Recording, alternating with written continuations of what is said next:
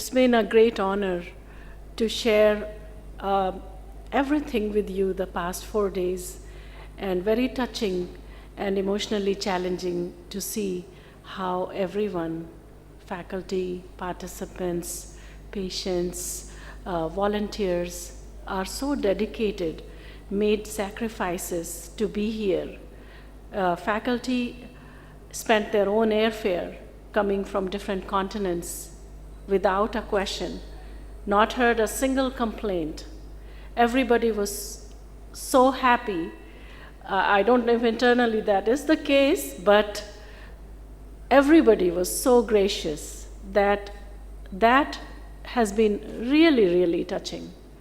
One message that I would like to convey, having grown up here and then having lived in the United States for 25 years, I did not see growing up here what I see now after having been away.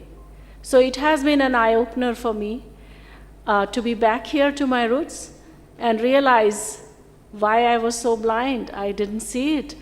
And while I was in the All India Institute, there was Dr. I.C. Verma, who was studying glucose 6-phosphate G6PD deficiency in the Bastar area. He was the first one, and he wrote the book on genetic diseases in India. This was almost 40, 50 years ago. And I felt like, well, I'm a biochemist. Why should I be interested in going into Bastar and looking at all these blots? But now today, I revert back and I say that's what we should be doing. And this is where we have to make progress. But how do we make progress when we say we are challenged by resources? And that's where I realized the power of Gandhi's words. This is the land of Mahatma Gandhi. Mahatma Gandhi not only lived in India, he was a global citizen.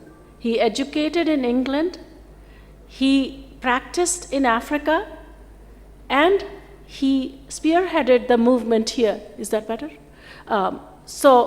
He taught us self-reliance.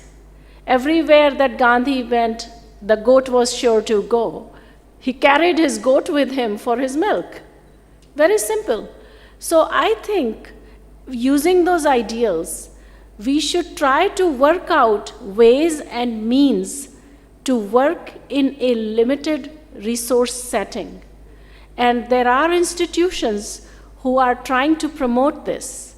Stanford has a program where they are trying to create and facilitate equipment that can work without electricity, that would be conducive to environments and would be very low cost. So I would really request and would like to work together on developing such technologies which will be self-sustained and user-friendly and low cost, and find industry partners with the help of NGOs who would be ready to make it at a low cost, low profit. And this is possible and doable. And this is the direction which will help us. Because when we work in the United States, we are dealing with 100,000 patients there. But when we talk of India or Africa, we are talking in millions. So we have to figure this out, and this will be our next challenge.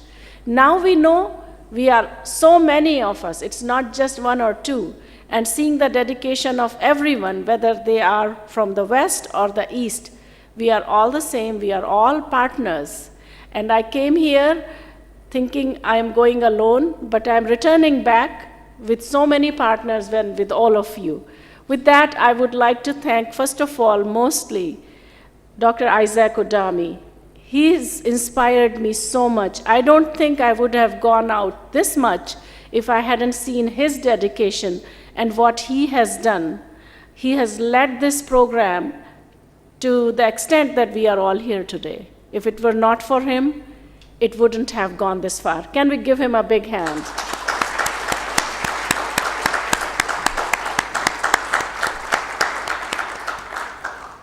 And next, Dr. Jana. He's the driving force behind our coming here.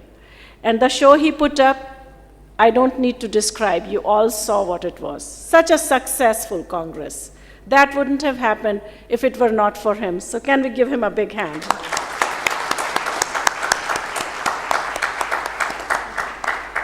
And the next, this whole team that he built, 120 volunteers here. My hat's off to them, I salute them.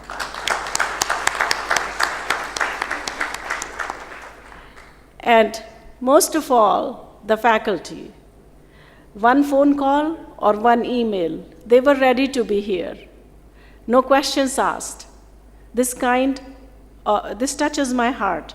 And anything I can do, I tell you, you have been a source of inspiration.